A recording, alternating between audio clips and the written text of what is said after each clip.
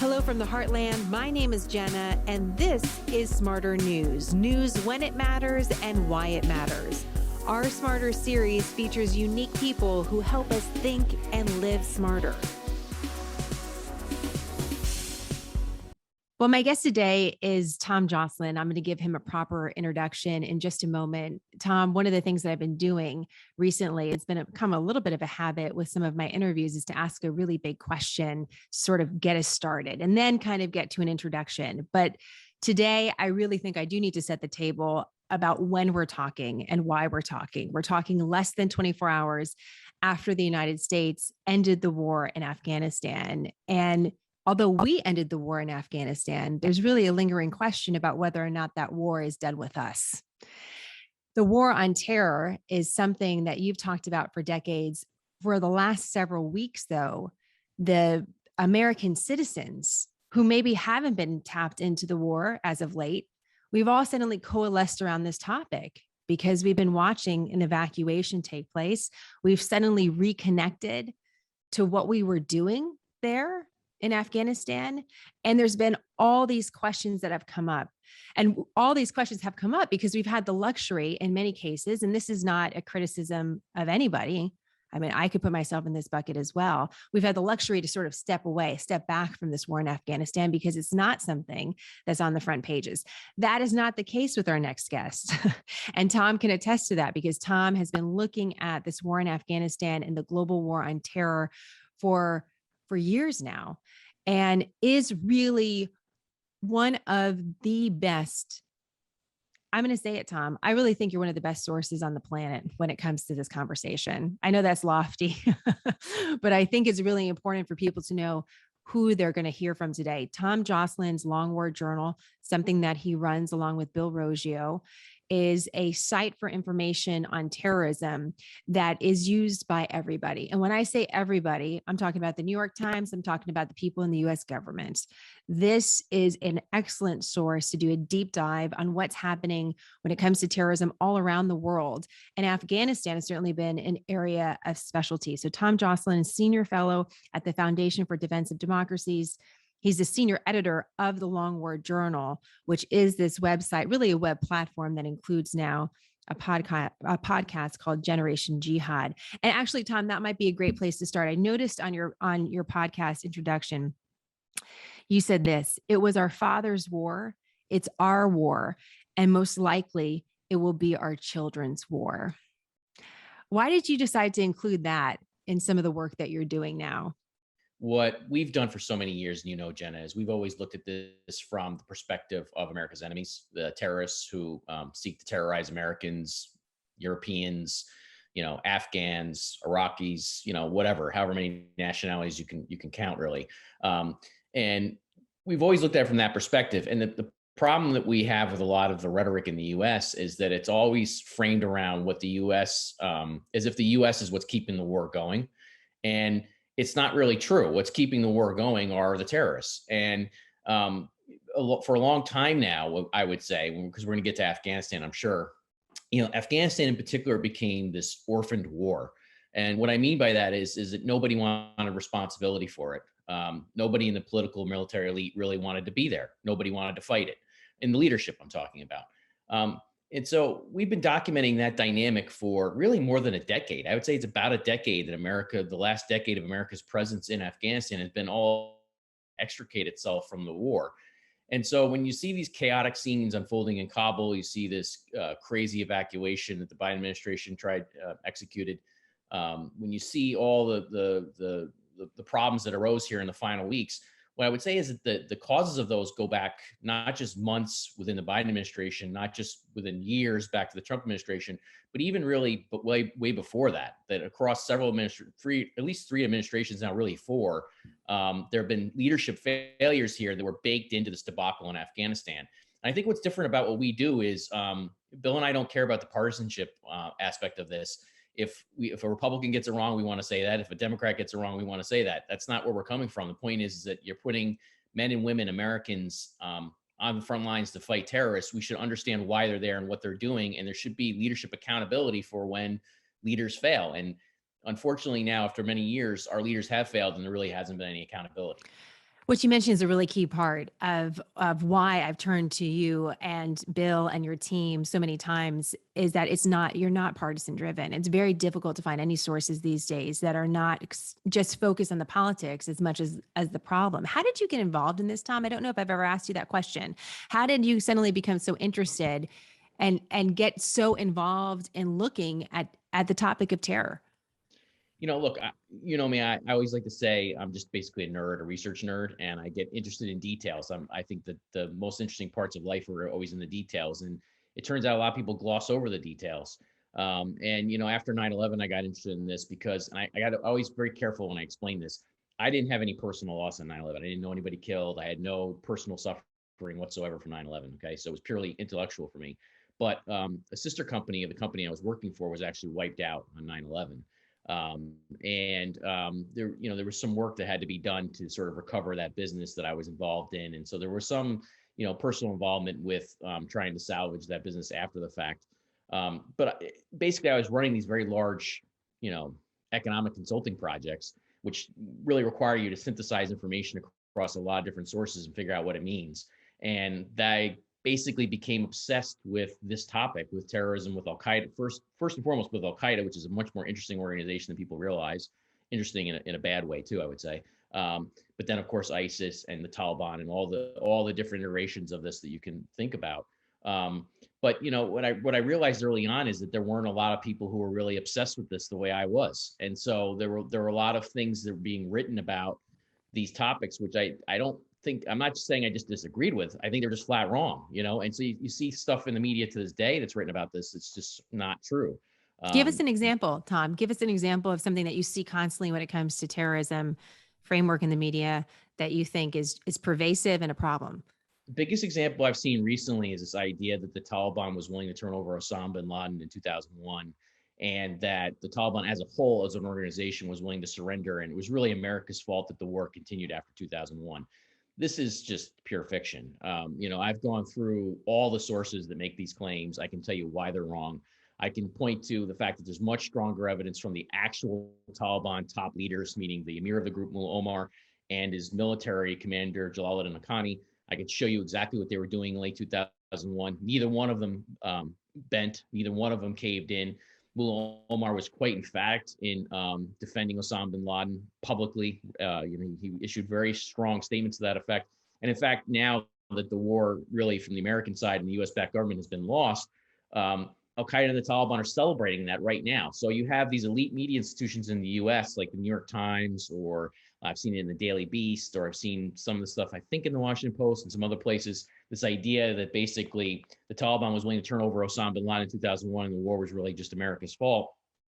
And then I contrast that with what the Taliban and Al Qaeda are saying, which on the other side of the globe, they're saying, no, Mullah Omar refused to give in, and we're celebrating him today because he defied America. And I think that sort of basic fact set, right, speaks to the disconnect here between what's actually going on in the world and the perceptions in elite quarters in America of what's going on. And just take us back. Mullah Omar is important because why, Tom? Why should everyone know that name? So Mullah Omar was the founder and the first emir of the faithful, is the way they call it, for the Taliban. So he was the top guy in the Taliban. And here's why this matters. Well, from Al Qaeda's perspective and Taliban and like-minded ideologues, the Taliban's Islamic Emir of Afghanistan prior to 9/11 was the only religiously legitimate regime on the planet. So the way they looked at it was, you look at the whole globe and you think from their perspective, everywhere is filled with infidels except for Afghanistan, which is the one pure regime on the planet. And what they've been fighting for since that regime was toppled in 2001 was to restore the Islamic Emirate of Afghanistan. They've said this every day of their lives, right? Every single day, this is what they say.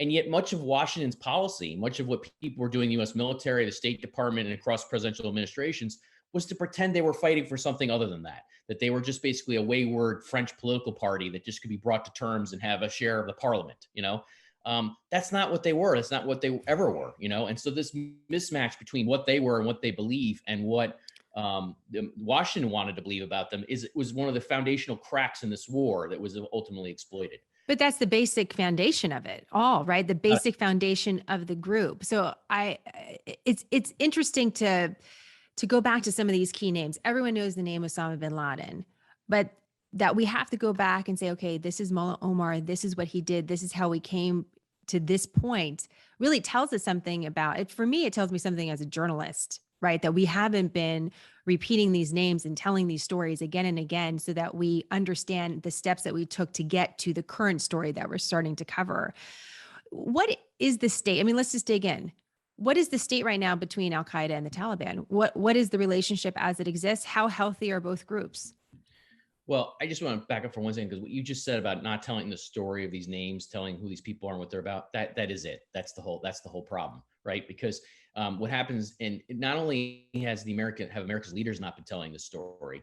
In fact, about a decade ago, what my colleague Bill Roger and I realized is that the opposite story had sunk in, this Taliban revisionism, this apologia that did exactly what I was just talking about, like making the claim that the Taliban really wasn't guilty for the war, America was. That Is the that a choice, Tom? Like, where did that even come from? Because in order to tell that story, you have to willfully ignore some of the intelligence documents that exist that I can pull up right now on Google. This is, for example, Mullah Omar is not a good guy.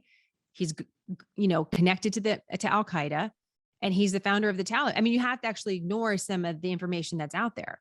I mean, you have to ignore all the solid information, I would say. So you don't even need intelligence documents. Muammar gave an interview, it was September 26, 2001, broadcast by Voice of America. And you can see or it wasn't broadcast by Voice of America because the Bush administration wouldn't let him broadcast it, but the transcript was posted on various different websites. So you can go Google and look for it, find it, and tell me after you read that if he was willing to turn over Osama bin Laden.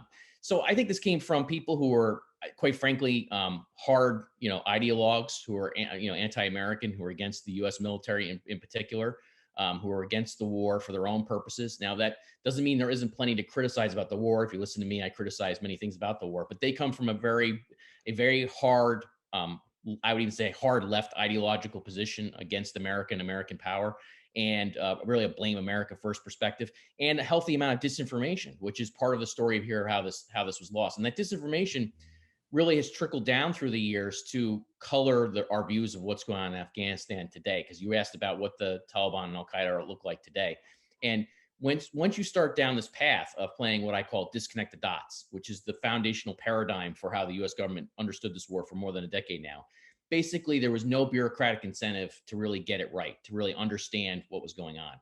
And part of the reason why we've kept Long War Journal going for the last 12 plus years, is because we just want to keep documenting all this data, all this evidence that shows that what Washington thought about what was going on in Afghanistan was the opposite of the truth. And that, for the last 10 to 12 years, you've heard many American leaders say that Al Qaeda is decimated. You heard President Biden say that just this week, right? You hear there's just this minimal presence of Al Qaeda in Afghanistan. Meanwhile, at Long War Journal, we're documenting how Al Qaeda is actually in most of Afghanistan's provinces fighting on behalf of the Taliban to resurrect this Islamic Emirate of Afghanistan. You see? So the data, the evidence says one thing, the political and military elite of America are saying another. And that's how you get a lost war. That's how you get this foundational crack in the whole war effort. And to me, that speaks to a failure of leadership. I know that's something that you've covered in other avenues of your life, Jenna, and I'm kind of obsessed with that now because we've gotten to a point in America where our leaders fail and there's no accountability for that. There's no way of saying, wait a minute, you got this wrong, you're out. We have to move on and find somebody else, and so that's what's going on. But if you look at the Taliban, Al Qaeda today, Al Qaeda helped the Taliban reconquer most of Afghanistan. There's only a pocket of resistance now in the Panjshir Valley and surrounding it. But Al Qaeda helped the Taliban reconquer most of Afghanistan. And today, the head of the Taliban is a guy named Habatullah Akhundzada. Okay, he is the Emir of the Faithful now. He is the successor to Mullah Omar. There was one guy in between them.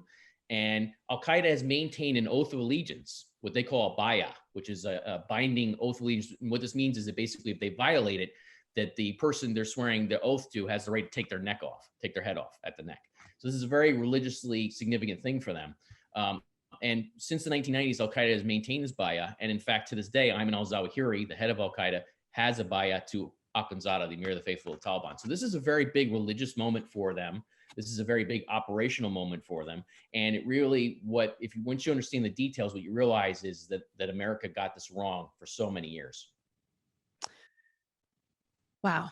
So with this alliance, okay, between the Taliban and Al Qaeda, is calling them allies even appropriate, Tom? Are they allies? Are they partners? Are they one and the same? And how strong are they at this point? If the goal was that we don't want Afghanistan to be a safe haven for terrorists because we don't want to be attacked here at home ever again or anywhere, quite frankly, what is the truth about the status in Afghanistan as it exists today when it comes to a national security threat to us here at home? It's so funny you asked this question because over the last few weeks, as more people have been paying attention, I've actually thought about the wording I was using to describe the Taliban Al Qaeda relationship, and just for the record, ISIS is always easy to see. We can talk about ISIS in a second, right? The reason why I'm talking about Al Qaeda so much is ISIS is sort of the low hanging fruit. They're very obvious, in your face, easy to see. There's been all this disconnect the dots nonsense put into the Al Qaeda side, right? That goes back we can get into that a little bit again too, but for reasons going back many years now. But it is true. Like, alliance is almost too soft of a word to describe this. It's in their words. They released a video in December 2016 when they said it was the unbroken bond of the Mujahideen, and it was a bond it's a bond really at a familial level, even that in fact you have many now fighters in Afghanistan who are the sons of Arab men who married Afghan women who lived under the Taliban, for example. You have these blood ties that go back now a generation between the two of the intermingling. Is that an alliance, or is that something much different, or is that a blood brotherhood, really? Is it family? Is Right. it family? Exactly. And the thing is that that I have to give you a nerdy detail because that's what I do. Surajun Haqqani, who's the number 2 of the Taliban's deputy emir, he's really the shogun or the warlord who really won the war for them militarily, right? There's just abundant evidence that he has been in Al Qaeda's camp for 2 decades or more, 3 decades. Since the 80s. His father worked with Osama bin Laden and was Osama bin Laden's first benefactor, Joslin Haqqani. This guy was the first. And this guy. This is the Haqqani network that is Yeah. listed as a foreign terrorist organization by the U.S. government. Yeah, and some people who follow it would just say, look, it's just part of Al Qaeda. It's not really even a separate organization. I say that even if you don't make that argument or go that much of a strong argument, you can point to so much evidence that it doesn't make sense to think of them as something other than just Al Qaeda's blood brothers at this point. Well, let me just break this. Let's take a kind of a deep breath on this. The reason why this really matters is newspapers all across the country today are talking about the Taliban takeover Afghanistan. This is less than 2 weeks until we mark 20 years since 9/11. Imagine if the newspaper said Al Qaeda has taken over Afghanistan. Imagine if it was both even mentioned in one sentence. So the word choice really matters, because when we say the Taliban, we're not automatically, at least I haven't, thinking to myself, oh, well, that's Al Qaeda. But what you're saying is we should be considering that and how we're even framing the story. So right. And that's a better way of saying it than I did. That's exactly, well, exactly leave me to the headlines, Tom. But I'm turning exactly to you for right the analysis. But this is just to break it down for all of us, because I think we all share a certain desire to be nerdy. Just so that we're clear, that's a affiliation with you that that's why we get along. But what I go back to as a journalist is it's the storytelling. So if I'm repeating this story and I'm repeating it the same way and I'm not making the association, then it's forgotten. And then we're surprised if Al Qaeda surfaces in a new way that, let's say, in the next couple of weeks or months or years. And I don't want our audience to be caught off guard for information that exists that they can know about, that they should have total access to. And that's why this conversation is important. Just to give your audience a nerdy detail that you were involved in. You'll remember that some years ago, you worked with somebody to get these handful of files out of a Brooklyn courtroom where there was this terror trial going on. You remember this? I think this was around 2015. Yes. So one of those files, Jenna, that you helped get out to the public, details how Surajun Haqqani, the same guy we're talking about, the deputy emir for the Taliban, the warlord, the shogun who just won the war, how he was working closely on a day-to-day basis with Al Qaeda, with Osama bin Laden's first lieutenant. In other words, he was reporting into Al Qaeda regularly and working with Al Qaeda regularly on a day-to-day basis. And there's evidence from that file, for example, that Al Qaeda had very strong military activity in Afghanistan across many provinces in Afghanistan, in part because they were working with Sirajud Nakhani. And at the time that that file was written in mid 2010, the US government was saying, no, Al Qaeda's gone. They're not even operating here. And meanwhile, you have firsthand primary source evidence. This is a secret document or memo. And by the way, when you actually compare the contents of that memo to other sources to say, well, was this just them, puffing smoke, or was this really going on? You can show that it actually was really going on. This is what was happening. And the US government lived in a state of denial about that.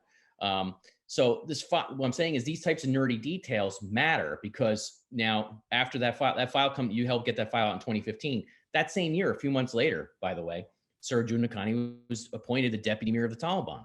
He was appointed the number 2. So this should have been a moment where the US government says exactly the headline that you just gave. Wait a minute. Whoa, what is it we're actually fighting here? Who's actually, leading the army here for the Taliban? What's we need to reassess how big of a role Al Qaeda has here. That moment came and went, and nobody had the wherewithal or the concern to even ask that question, let alone answer it. But is that because they simply don't know? I mean, you've spoken with lawmakers, you've spoken with policy analysts, you've spoken to some in the highest level of government from all parties. Tom, this is groupthink, what you're really talking about. Why? Yes. Why is that connection not made? What is it just a choice? Is it simply a lack of education? Is it political motivations? I mean, why wouldn't you just say, oh yeah, look at this. This is crazy. Look at what's going on. Everyone should know about this. This is why I call it an orphaned war. Because nobody wanted responsibility for it. If you go through the historical record, what you realize is that going back to about 2011, before that, there was definitely ambivalence across the US government about even being in Afghanistan or fighting a war. But even since 2011, you could see that the gears of the big US government machinery were being set in a different direction to deal with different tasks. They didn't want to fight this war anymore. They didn't want to deal because they didn't really know what they were doing. They were lost in the mire of Afghanistan. They were lost in this wilderness of mirrors. They didn't really understand what they were doing. And so what happens is you don't have the human capital, the personnel that should be invested in this on a day-to-day basis. They don't do things like this. They don't get obsessed with this topic. They go do something else because that's where the incentives are. And you have the political class decides that, you know what, we don't really want to do this anymore. We want to focus on all these other issues. So what happens is it becomes something that everybody puts on the back burner. They'll keep putting on the back burner, and they never really get to it. And then eventually the pan burns, right? Which is what we saw in Kabul just this month. So because they never really wanted to get to it and they never really understood it. And so what happens is that these arguments about Al Qaeda not being in Afghanistan, for example, they served a political purpose. So you had, and it wasn't just the politicians who said this, the US military leadership said it, a bunch of people said it, that basically Al Qaeda had this minimal presence in Afghanistan. So basically, we're just there to tap down in case they have a comeback. Well, think about the insanity of this. If you really think that there's only 50 to 100 guys in Afghanistan, which is what they were saying that you have to be concerned with, right? If you really believe that, right, then get out, right? You could have gotten out years ago. If you really believe that there's this small little presence, of only 50 to 100 guys, well, you should be able to manage that, right? You shouldn't have to have a whole army there or be standing up an army to do this. But this is one of the fundamental contradictions in all this war, is that at the same time they're saying that, they're maintaining a presence of thousands of troops to stand up the Afghan government and to carry out counterterrorism missions, right? And so you think, and these counterterrorism missions are ongoing. This is before the rise of ISIS. They're doing this all the time, right? Well, wait a minute. If you're saying that they have this minimal presence, then who are you fighting? who are you taking out? And these basic logical contradictions, these basic factual problems never filtered up to leadership to have somebody say, wait a minute, we need to reassess what's going on here and what we're doing. And in the middle of all this, and this is probably a separate conversation, that I would say the beginning of this war in Afghanistan, we also have the war in Iraq. And so then we have a split of attention and priorities and what we're doing, and Al Qaeda there. Which has been Al Qaeda in Iraq. If I have this correct, Tom, then another name for Al Qaeda in Iraq was the Islamic State. If you go back to the 2000s, on that you mentioned ISIS. We've heard a lot about ISIS-K over the last several weeks, more than I have in the last several years, quite frankly. Is ISIS-K really the sworn enemy of the Taliban? Is this really a split of jihadists that could implode themselves without foreign intervention? Well, ISIS-K, look, I mean, they're still a virulent threat. It's not just in Afghanistan, it's throughout the region in South Asia. The reason why we always focus on the Al-Qaeda angle more than ISIS-K is because ISIS-K is, the way I always put this is, They're the terrorists who want to slit your throat. Al-Qaeda is the one that wants to stab you in the back. In other words, ISIS is right there in front of you saying what they're doing. They're showing you what they're doing. Whereas Al-Qaeda wants to be sneaky and doesn't want to show you what they're doing. And so, as a nerd who's interested in these the intellectual aspect of it, that's an interesting dynamic to me to try and report on and cover, But ISIS-K is a very real threat. They've fought against the Taliban Al-Qaeda axis in Afghanistan for years, but they never were the threat to overthrow the country or to take over the country the way the Taliban Al-Qaeda alliance or bond, however you want to put it, was.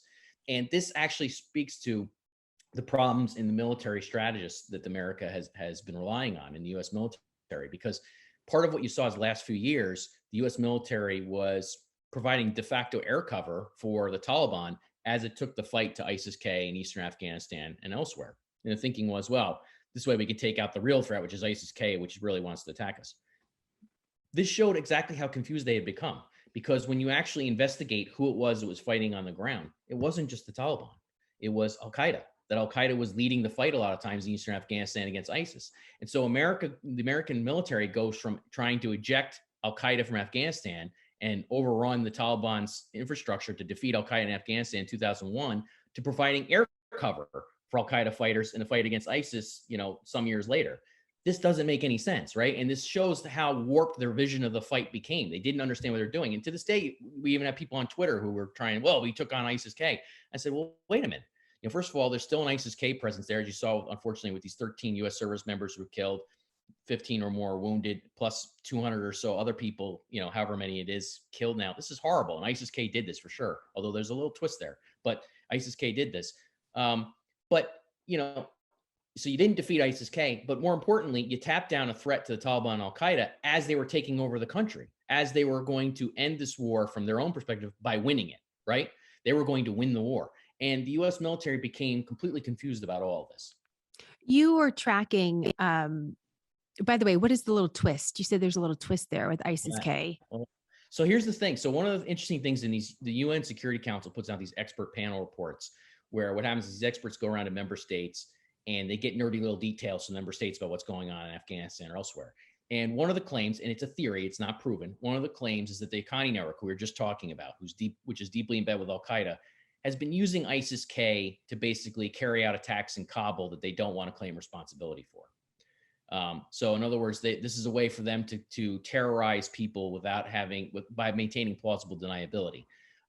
It's not proven, right? And we don't know that for a fact. ISIS-K has its own agency, as I like to say. It's its own organization. It's its own threat to the Taliban and Al-Qaeda for sure. But what I would say is, and it's totally unproven, but I would say is, isn't it interesting that we were documenting how the Haqqanis were manning these security checkpoints outside the Kabul airport, and the units that were managing these security checkpoints come from a part of the Haqqani network that specializes in suicide bombings. That's what they specialize in.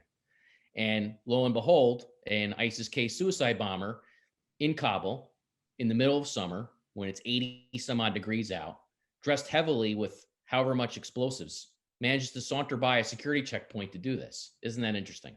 So again, that doesn't prove anything, but it adds, there are some people who miss this, and all you're saying, and what I would agree with as far as a journalist who's reporting on this, is all you need is 2 or 3 lines in a long story that suggests, hey, wait a minute, just by the way, let's just connect the dots a little bit here.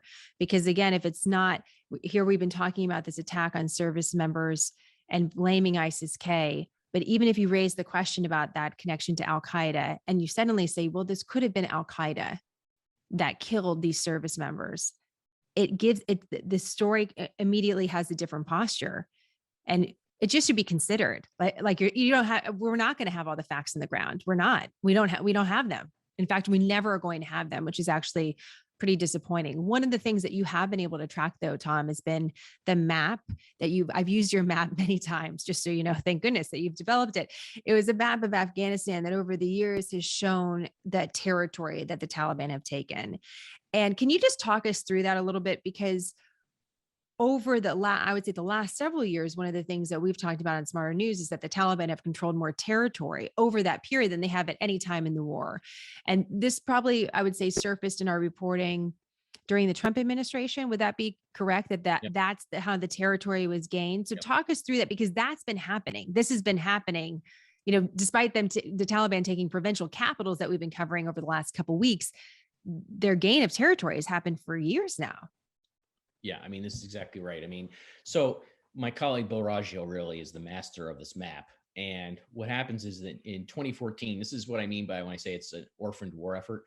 Remember, in December 2014, President Obama declares an end to the combat operations for the US and NATO in Afghanistan. Now, did the combat operations actually end? No, but it speaks to the fact that the US leadership wanted out, right? They didn't want to be there. So think about it. We're here in 2021, nearly 7 years ago. The president of the United States says, I want to end combat operations. I'm announcing this is over and I want fully out. That sort of ambivalence in leadership leads to problems that end up playing out on the battlefield, I would argue. And one of the problems here that Bill was very quick to diagnose, which is that in 2014, the U.S. turned over security to Afghan security forces, or tried to. And the Afghan security forces, the effort to build them up was really haphazard and uneven. There's a lot of people who are saying, well, they just folded and they couldn't even defend their own country. Keep in mind that tens of thousands of Afghan members of the Afghan security forces in the army died fighting since 2014. One estimate is 66,000. So it's not that Afghans wouldn't fight for their country, is that in the end, they got very poor leadership, and the Afghan government provided poor leadership, and America provided poor leadership. But let's put that aside for a second. So in 2014, the U.S. tries to transfer security to the Afghan security forces, the Afghan government. What ends up happening is Bill notices, oops, they're starting to slip very quickly. And so by 2015, Bill is saying, this isn't looking so good. I'm seeing evidence now that they're taking over more districts, that this insurgency is raging. It's getting stronger. They're taking over more ground. Still a small amount of territory, but you could see it starting to slip away very quickly. And you could see that the government couldn't control much of the country, that even if the Taliban didn't control half the country, the Afghan government couldn't control half the country around 2015. By 2017, when President Trump comes into office, the situation's gotten much worse.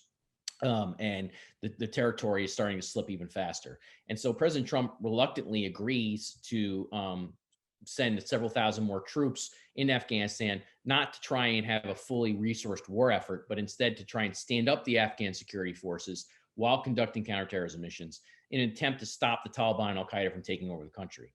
So he does this in 2017. It sort of stops the bleeding for a short period of time, but not really. They're still gaining ground, right? By 2018, President Trump says, I don't want to do this anymore. We're out. And he starts these negotiations with the Taliban. So from the end of 2017, really through 2020, you can see now that they start mushrooming. Basically, their forces start just snowballing out of control and taking over more and more ground. And what Bill realized early on was that the U.S. military was dismissing this, because the U.S. military was saying, well, this is sparsely populated rural areas that don't really matter. But these sparsely populated rural areas all surrounded these provincial capitals. So what they were doing was they were tying these nooses around all these different provincial capitals, because they knew that America was going to leave. They knew that NATO was going to leave. And as soon as the West did, they were going to pull the noose and they were going to take the provincial capitals. So you see people, Jenna, just this month talking about how the Afghan government fell in 11 days. That's wrong, right? We documented what they did. The 11 days was the final act of the play. And it wasn't even if there are 3 acts to a play, it wasn't even the final third act. It was the closing scene of the third act. We were documenting the first and second acts all the way through most of the third act, which took place really from 2020 on. And those 11 days are really just the finale. The imagery of the noose being tightened and just at the end, it's so vivid, that description, Tom, from what we actually saw, and how all of us sort of on the outside were caught off guard a little bit by the Taliban taking one capital, then the next. Wait a minute, they took all of it. Now they have Kabul. And it was just like this steam train that seemed almost unbelievable to anyone watching from the outside. But as you point out, there was plenty of evidence of that in the conversation about Afghanistan over the years. Under the Bush administration, Obama administration, Trump administration, Biden administration, there has been a question that hasn't maybe been asked this directly, but has been a question that has emerged, whether or not America could ever really win in Afghanistan anyways. We've all heard, like, there's no real winning there. These are where empires get right. This is the graveyard of empires. you know, the attitude, Yeah. right? There's no real way to win against terrorists. What do you say about that? Could we have won the war? Because it certainly doesn't feel like we did today. We definitely didn't today. America definitely didn't. It's very difficult to say, and the reason is because you have to entertain a counterfactual going across 20 years now of poor decision making. And my joke about this is that when you do this type of counterfactual, it's like saying, if I were a horse with a horn and wings, I'd be a unicorn. So it's a big leap. In other words, just for the audience sake, I'm not in fact a unicorn. It becomes a big problem. But I think the counterfactuals that I'm willing to entertain, there are a few discrete ones that I would say that are important. One of which is there's this mythology that, and this is why, again, we're nonpartisan, because we've always disagreed with this. There's this mythology that the initial invasion in 2001 was a great success because the Taliban was dethroned and Al Qaeda was put on the run. You've heard this all the time, right? What a great success Operation Enduring Freedom was. I'd argue it wasn't a great success. The U.S. military, with all its firepower, should be able to overthrow a ragtag regime. U.S. leadership, unfortunately, didn't do what they should have done, which is they didn't get Osama bin Laden. They didn't get Ayman al-Zawahiri. They didn't get this Rolodex of people. I can tell you who they should have gotten. They should have gotten Mullah Omar, who defied America and was the real source for this war, one of the main contributors to the war in the first place. These key leaders slithered away. They escaped. And there were poor decisions made, unfortunately, by President Bush's Secretary of Defense, Donald Rumsfeld. I've looked through his memos that have been left behind. And his thinking was flawed. His thinking was, well, if we send in a large number of forces, we'll end up occupying Eastern Afghanistan, and the Soviets got into a debacle there. So right from the get-go, there's this ambivalence, right, about fighting in Afghanistan. This is what I mean by political ambivalence. Right from the get-go, there's this moment of hesitation that says, well, I don't really want to commit totally to this fight because it could end up being a debacle. So I'm not going to unleash all the power, all the time, all the resources in one huge effort. I'm going to hold back a little bit. There's a little bit of that. Hold back. I'm going to hold back. I'm going to be back on my heels, even at that, even when I'm going in. Even at the moment where there's the most moral clarity and there's the most intellectual clarity on the fact that we need to defend America from this terrorist threat.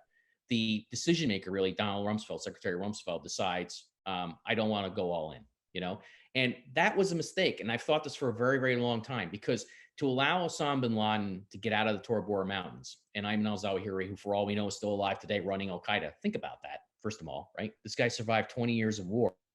Maybe he was underestimated, but Osama bin Laden escapes. And I mentioned the bin Laden files a little bit ago, and he was killed a decade ago. The reason why that's important is because by the time America finally catches up with him a decade later, Al Qaeda looks very different. Al Qaeda has a much more robust, a much thicker global operation, and they're running insurgencies. Yes, there's the mistake of the Iraq War. There's this raging insurgency there that becomes a problem. And then ultimately that gets away from Al Qaeda. And that's a whole other story for a whole other time. But there are insurgencies in East Africa, which are loyal to bin Laden, the Shabab in Somalia. The files show how they're loyal to bin Laden. You have insurgency in West Africa, loyal to bin Laden. You have all these different other operating groups in Yemen, elsewhere, running insurgencies, loyal to bin Laden, right? This was a major mistake. This was the first foundational mistake in the war, was that at this time when we had moral clarity for Americans to provide this Jacksonian moment to go in and destroy this enemy once and for all and make them pay and kill them right from the outset, America waffles. America's leaders waffle. And what I would say is that waffling, then we see that waffling over and over again through cross administrations. And so that's how you get this debacle that we're witnessing today in Afghanistan. If you're going to win, you got to really want to win and go for it. And that means violence. War is violence. What's interesting about hearing this from you, Tom, is I went back and I listened to President Bush's announcement about going into Afghanistan. And I was struck by his words. I mean, every president talks a little different. They use different terms. They have different tone. It's always interesting to compare and contrast leaders in that way. But I was struck about how often, and in this address, but then in some of the coverage in the years that followed, how we were very clearly talking about the Taliban and Al Qaeda as the enemy. They are the enemy. It's very real. And we haven't a lot in the last several weeks talked about the Taliban as the enemy. Not in those terms, not even in those sort of clear terms. Are they the enemy, Tom? I'm curious. Like, I'm genuinely wondering, 20 years after, are they still the enemy? Are they our enemy today? They're still our enemy today. Yes. And in fact, right as the Trump administration was negotiating with them, they put out a video rubbing our noses in 9/11, saying it was our fault, and it was the West is responsible for these attacks in the West, and basically gloating over 9/11 at a time when the Washington establishment, had played the game that you were just talking about. About 10 years ago, it became a choice for the American establishment to say the Taliban isn't really our enemy. Remember, President Biden was vice president about 10 years ago. And around that time, what did he say? The Taliban isn't our enemy per se. Isn't our enemy per se. Well, can you fight a war if you don't think the other side is your enemy? Can you win a war if you don't think the other side is your enemy? And there are a lot of service members out there who are angry now with their leadership about this, because they were sent to war in Afghanistan and their leaders were confused. And part of what I didn't ever expect this to be any kind of role for me to play in life whatsoever. But I found myself speaking to these people more and more in recent weeks, directly and indirectly, I would say.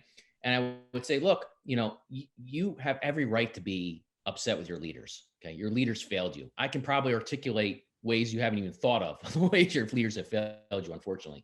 But you were fighting America's enemies. You were fighting terrorists who would very much like to terrorize us here back in America. Even if Washington lost its way and became beholden to all sorts of nonsense and didn't know what it was doing, and believe me, it did not know what it was doing, the Washington leadership. That doesn't mean that America's service members weren't fighting our enemies, because they were. And so that's something I want any service member out there to listen to and understand. Yes, your leaders failed in this war. It was a debacle. You were asked to do things you shouldn't have been asked to do, in terms of how to fight a war. We should never fight a war this way ever again. But don't absolve the other side. The other side is a bunch of bloodthirsty terrorists. I think that's really important. When I interview service members, and obviously I live with one of them because he's my husband, can't get away from me when I have questions about our wars. A Navy veteran, former Navy SEAL, my husband served in Iraq, not necessarily in Afghanistan. When you speak to anyone that served in combat, though, across the board, I can say without a doubt, when whoever's been up close with the enemy, they're very clear about who the enemy is. And one of the big parts of an area of great consternation, and some of the only times that I've seen and otherwise sort of controlled people, a flash of like thunder in their eyes, is when they talk about rules of engagement. Because for many of the veterans, and I think it's really important for our audience to know, active duty as well. We talk about PTSD, and PTSD is obviously, you see horrific things in war, and no doubt that can cause trauma on any number of levels. But trauma is also caused when you're not able to fight, and you're there to fight, and not being able to help people, including your fellow service members. And that causes a level of trauma too.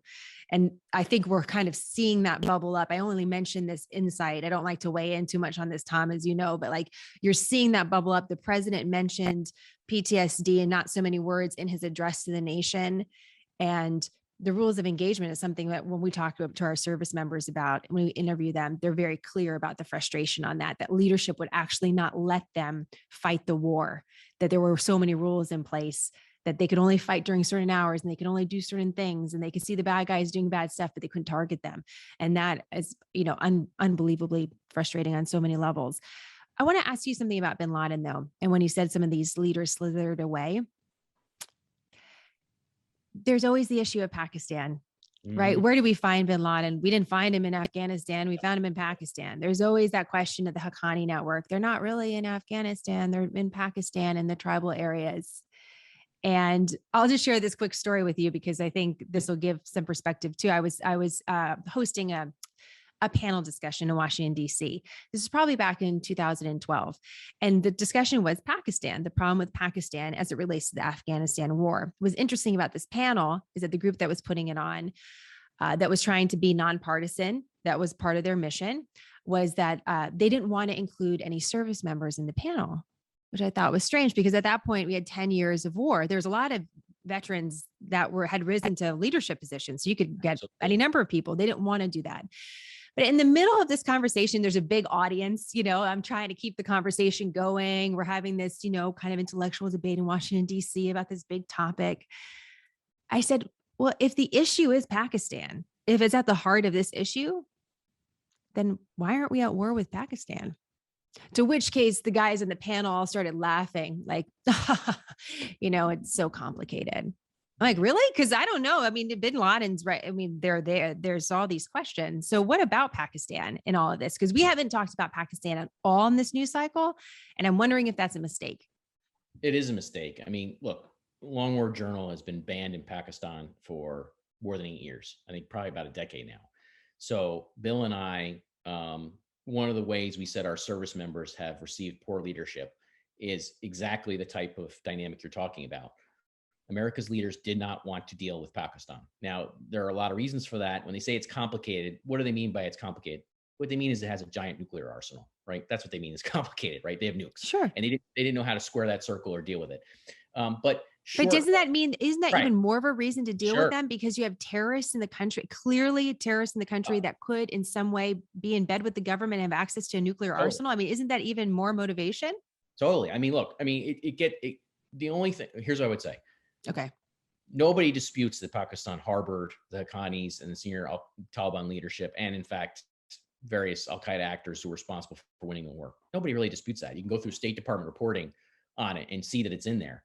But that only highlights the leadership failure, because what it means is that nobody wanted to really deal with it. Under under General H.R. McMaster, for example, the U.S. government very briefly under President Trump, you can go back to his August 21st, 2017 speech. This was one of the few times in which the President of the United States said, we're going to deal with Pakistan and we're going to cut off aid, and they're really the heart of why we're losing this war. The only other time that you can find such a clear statement really is back in 2001 when the then Secretary of State Colin Powell and his right-hand man Dick Armitage provides a list of 10 or 11 demands to Pakistan in the immediate outside of the war, saying you have to comply with these demands. You go through those demands, and what you find is that only one of them was really complied with. The other 10 they didn't, And if they're not going to comply with these demands, what kind of leader is it that says you have to comply with this and then spends the next 20 years, most of the next 20 years forgetting about it and not dealing with it? That's how poor the leadership has been in Washington and across our political elite. This should have been a priority number one, which was, I mean, short of war, there are all sorts of things you can do to Pakistan. As my friend Bill says, cut off their bank accounts of the generals in Europe. Say, hey, we're going to seize your assets because, and then see how many Haqqanis end up dead or how many Al-Qaeda guys or Taliban guys end up dead, right? If you say, we're not going to allow you to have your slush funds anymore that you're getting from the American taxpayer, we're going to cut off aid, we're going to do this, we're going to do that, and have a sustained approach across years in which the U.S. is holding them accountable for doing this. That never happened. And that goes to show, again, what is that? That is a failure of leadership. That means that nobody stood up in the political elite and the military elite to say, we can't win this war if you're going to allow Pakistan to harbor, support, facilitate, and arm the people who are killing our men and women in Afghanistan and the Afghans in Afghanistan. We can't win the war that way. And nobody ever stood up to do that. In fact, just recently, somebody asked me about this former officer in the military who went into counterterrorism. And I'm not going to use his name because it's all back channel stuff, but was asking me about his opinion on all this. And this person had heard that this guy is better than most on counterterrorism. First thing I did was I Googled him. I said, okay, what is he saying these days? And immediately what comes up is, we need to work with Pakistan. Right? That's his approach. In July, as the jihadis that Pakistan has harbored all these years are overrunning the country, this imbecile is telling us we have to work with Pakistan. I mean, what is that, right? I mean, this is what is that though? I mean, what is that? Why are we returning to that? Corruption. It's possibly corruption. It's possibly stupidity. It's possibly a combination of things. It's a lack of will. I mean, there are ignorance. I mean, there's all sorts of explanations for it. All I know is you, Jenna, in 2012, you're talking about hosting that panel, right? Yes. You had clarity a decade ago on it. You don't need, they can poo-poo you and say it's more complicated than what you're saying, but they're wrong, right? It is exactly as you said, right? And you had clarity on it. Why is it that guys like this don't have clarity on it in 2021? Why? Well, it's an obvious question. I didn't have any great sort of clarity. It wasn't a moment of brilliance. It was a moment of, wait, we just spent 30 minutes talking about the problem with this country. So then I don't understand why we're not doing this more. It was an obvious question, especially when you saw at that time, more deployments, more people getting injured and killed in Afghanistan, and a real question about what the goal is there. I only have a couple more. I know I told you, I always tell you, I'm like, oh, we're going to talk for like 30 minutes. And an hour later, here we are. I do have a That's couple my final fault. questions for you. I do have a couple of final questions for you. One, let's just, we're not going to close a chapter on Afghanistan today, but I do have one question on Afghanistan and then two others that are just more big picture. So finally, when it comes to Afghanistan, what sort of threat does Afghanistan pose to the United States today? How would you describe that threat to the average American family? That's tough to say. I mean, overall, right? I mean, like, as a guy who deals with this stuff all the time, I can tell you targets that Al Qaeda in Afghanistan has had in mind inside the US for years. I mean, obviously, they haven't been able to pull off another 9/11 style attack. That is a success, a narrow counterterrorism success. And I would say I know the types of places they've wanted to target, from, trains in the New York City area to other sort of hotspots and places you would know. And it doesn't affect my decision making at all. I go frequent those places. I go travel in those places, and so I obviously the way I live my life is I'm not thinking this is a high imminent threat. But what I would say is that there are many reasons for that. It's a very complicated thing, right? I mean, the issue is that Al Qaeda and ISIS both now are still very much alive, and they are both waging global insurgencies, and they're killing people every single day. When you actually understand Al Qaeda and how it's structured and what it's doing, it's committing to acts of terrorism and violence every single day across this large expanse of land, really, all the way from Africa all the way into Afghanistan. And the question is, do we really assume that that's never going to come back against Americans, whether or abroad or in Europe or here at home in America? And one of the things I learned about Al Qaeda in particular is that it's a very patient organization, that they take their time, and that they knew they were winning the war in Afghanistan. And that for them was a much bigger thing than conducting another 9/11. They knew that if they won the war in Afghanistan with the Taliban, that would create, just as the title of my podcast is Generation Jihad, it would create the next generation of the jihad, that this would allow them to now breed a whole other generation of jihadists, some of whom could be tasked with terrorism in the West. And so part of my frustration or my concern here is that at a moment when the American political elite has spent many years trying to explain this away and saying it doesn't matter, and we've now reached the culmination of that, I would say, in Afghanistan, I think that it's the opposite, that it's going to matter again, that you can't wish this away. Doesn't mean they're going to be successful. There are a lot of good men and women in government who work every day to stop them. There are things that are being done to stop them, to track potential terrorists from coming in the country and other plots. It's true. But I'm afraid that we're going to be dealing with threats now ongoing for a very long time, more than people realize. You actually answered my second question that was bringing us to the broader picture, which is just how strong is the terror footprint around the world. And it sounds like it is thriving. It's not in retreat. And one of the things that the president just recently talked about, and we've heard this phrase from military leaders as well, is over the horizon capabilities. We don't actually have to be in a country, they say, to make sure that we can defend ours. How good, in your estimate, are those over the horizon capabilities? I'm not asking you to do a military assessment. I'm saying, how effective are they really? A drone campaign, for example, to combat threats where we don't actually have a huge number of soldiers on the ground? I think they have very limited efficacy overall. I could do a military assessment too, because we've been tracking the military's operations in Afghanistan. And even with a robust presence in Afghanistan, the U.S. military didn't understand who it was fighting. And one of the great examples I'll use for this, I'll just short circuit all the ins and outs of the details, but from about 2010 to 2015, the official assessment was there's only 50 to 100 Al Qaeda guys in Afghanistan at any given time. We debunked that for 5 years. I spent 5 years of my life debunking, a mindless statistic. And then in 2016, the U.S. finally admitted that, well, that 50 to 100 number was wrong. Why'd they admit that? Well, it turned out that Al Qaeda had built the largest training camp in the history of the war in Afghanistan, a 30 square mile facility in southern Afghanistan that was a town. And the U.S. and Afghan forces raided it in October 2015. It took several days, hundreds of airstrikes, and many personnel to go destroy these actually two camps in southern Afghanistan, one of which was 30 square miles in size. Think about that. there should have been a moment where the U.S. elite, the military leadership and the intelligence leadership and others said, wait a minute, we've missed something here, right? We've been here this whole time and we didn't know this camp was here until we stumbled upon it and reassessed it. And they didn't do that. They didn't go back to basics. And so this is a long-winded way of saying, if you miss a facility like that runs for 9 months, and they've surely missed other facilities like that in Afghanistan, while America had thousands of troops in country, you can just bet what they're going to miss now that there's no presence in country. It's a big footprint to miss. 30 square miles. I think actually San Francisco, I think, is 49 square miles, but you get the point. It's big. It's a big area. The fact that it's even comparable in landmass tells you a lot, you know? Okay. Final question. And it's a little bit of a doozy, but I think it's important that we don't lose sight on this. The reason that we were in Afghanistan to begin with has to do with the 9/11 terrorist attacks. On those planes were not members of the Taliban. In fact, they weren't even Afghan. Right. They were Saudi. These were members of Al-Qaeda, and the majority were Saudi Arabian. Yeah. Well, we're not talking about Saudi Arabia at all either, Tom.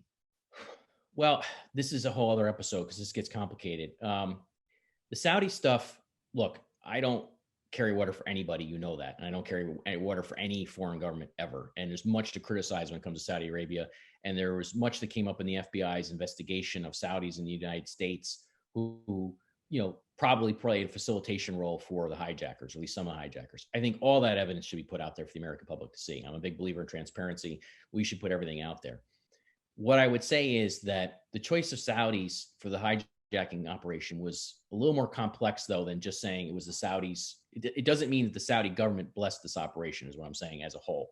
And that's not a excuse for the Saudis, because again, there's plenty to criticize. What I would say is that one of the big reasons why Saudis were used was because they had the paperwork, the travel paperwork, that allowed them to get inside and out of the U.S. much more easily or readily than other nationalities. And so Al-Qaeda looked at trying to get Yemenis, for example, involved in 9/11, and they couldn't because their paperwork wasn't as solid and it was more suspicious, and America didn't really trust, at that time, people coming in with that paperwork. The Saudis also, Al-Qaeda had a deal with Iran. It's in the 9/11 Commission report. You can go to pages 240 to 241, in which Saudi Al-Qaeda members could travel through Iranian soil to and from Afghanistan to get to their destinations. And that the Iranians wouldn't stamp their passports, so that would show, you would have no evidence that they came and went from Afghanistan. And it's true that no Afghans were involved in the operation, but all 19 hijackers were trained in Afghanistan. That's where where the epicenter of the plot was. And so the reason why Saudis were chosen a lot, there are a number of different reasons. One is because there's this strong ideology within Saudi Arabia that was bubbling under the surface of the monarchs that sort of inculcated people in Al-Qaeda style jihadism. Two, they had this facilitation that they could get through Iran to and from Afghanistan to go commit this attack. And three, I think bin Laden, don't forget, always had his eye. He was a scion of the royals in Saudi Arabia. He wanted Saudi Arabia for himself. He wanted Al-Qaeda to overthrow the royals and take it over himself. And in fact, by using Saudis, it was one of those things that could potentially drive a wedge between America and Saudi Arabia. Now, look, I think the American-Saudi Arabia relationship needs to be addressed on its own merits. But people forget that after 9/11, the first war that Al-Qaeda actually tried to start was in Saudi Arabia. They actually tried to overthrow the Saudi royals in Saudi Arabia after 9/11. They failed. But in other words, there are nuances and complexities to this, which get it's not as straightforward as saying there are Saudis on the planes, therefore Saudi Arabia was guilty. It's a little more nuanced. 100%. And I'm glad that you were able to clear that up a little bit. It's what goes back to what we talked about at the beginning of the interview, though, that what we forget, what are the stories that we tell each other all the time, and what are the stories that we forget? I wonder how many of us can name one of the hijackers or even know where they're from at this point. And so recognizing that it's not just this issue when it comes to the war in Afghanistan isn't just isolated to Afghanistan, and the flood of fighters that were coming to Afghanistan from other parts of the Middle East and really all over the world is something that we're also seeing again right now. We're seeing fighters move into the area. And so the question then becomes, does history repeat itself? Heaven forbid, we never want to see anything like September 11th again, but we also have to learn from the past. And so I'll leave it with that final question, Tom, which is again, kind of a hard one, but I like to end it here, which is, we always want to leave with feeling smarter about the topic that we're talking about. if you could give advice to any of us that are consuming news or headlines about this topic, about terrorism, is there one thing that you like, a tip you could give us about being smart consumers of this information, or something that we should just never forget when we're watching the news reports about this particular topic? It's tough to say. What I would say is that in my mind, I always try and separate out what are the facts, what are the knowns versus what is the policy bias or what does somebody want to convey. How do I, I try and bifurcate those two things in my mind constantly, because what you realize is a lot of coverage is framed from the perspective of people, whether they know it or not, are articulating how they want to view the world, And so when I see the New York Times publishing this idea that, for example, the Taliban was willing to turn over bin Laden and the war is all America's fault, that reflects an ideological bias institutionally, right? I mean, that's what it reflects. It's not, I'm aware of the facts more than I think probably most people are. I know I am. And that's just not true, but why is it that gets by an editor and gets printed as news, And I think those types of biases permeate across all the ideological media. And I think it speaks to the problem, exactly what you're talking about, that really, it's a failure of America's leaders. They haven't been telling these stories. They haven't been educating the American public. This hasn't been a top of mind topic for them for many, many years. And you're seeing the result play out in Afghanistan. Do you have hope though, Tom, with all of this? I know you're kind of a cynical guy Well, in some ways, yeah. but you're not, but you're also like, as people can tell, you also have a great sense of humor. You're able to break down really complex things in a way that's easy to understand. You also have some little kids, you're trying to raise well and to live in the United States.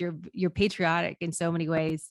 Do you still have hope despite everything that you've seen in the last several weeks and kind of the nature of your work that puts you in such close contact with, what's really frustrating, quite frankly? I always have hope. But I'll just say this. I think if you look at our politics now for the last 20 years, just to transition for 1 second on a closing note, you've seen that there's been popular discontent on both the right and the left with the American elite. I think that if you go back through the history, whether it be on the hard left with Occupy Wall Street or on the right with the Tea Party, and then, the MAGA movement with Trump, with Bernie Sanders on the left, you can see that there are all these different currents in our society that are very upset with the American elite and think the American elite are a failure. I think they are a failure. I think that even though I don't agree with all the ways that these failures are being addressed, I think the American elite have failed. I think they've institutionally failed. I don't believe in the American elite. I believe in the American people. I think we can rebound, we can make a comeback, but it's not going to be with a lot of these people who've been running the show because they don't know what they're doing. And I think that we need to have now, I'm hoping that there will be political leadership in the future here who can harness these popular currents, this discontent, for a better outcome, for a more productive outcome that says, you know what, yeah, we do need to clean house. We need to start over in some ways. And we need to come up with a new American future, and I think that eventually somebody will emerge to be that leader, but we're not there yet. It's really great perspective. The elite doesn't just exist in politics. It also exists in media, which is one of the reasons, why I had to break away and start Smarter News. So, because it is pervasive. There is a conversation to be had about the elites. All right, Tom, as I mentioned, a 10-minute conversation that's now an hour later, but all good stuff. And I really appreciate you've always been so generous with me as a journalist at every level and with Smarter News from the very beginning. And I really can't tell you how much I appreciate it and appreciate your work at the Long Word Journal and really encourage everybody to check it out. So thank you so much for your time. No, thank you, Jenna, for having me. I really appreciate it. Quick, concise, nonpartisan, Smarter News, a refuge from the storm. I'm Jenna. Thank you for choosing Smarter.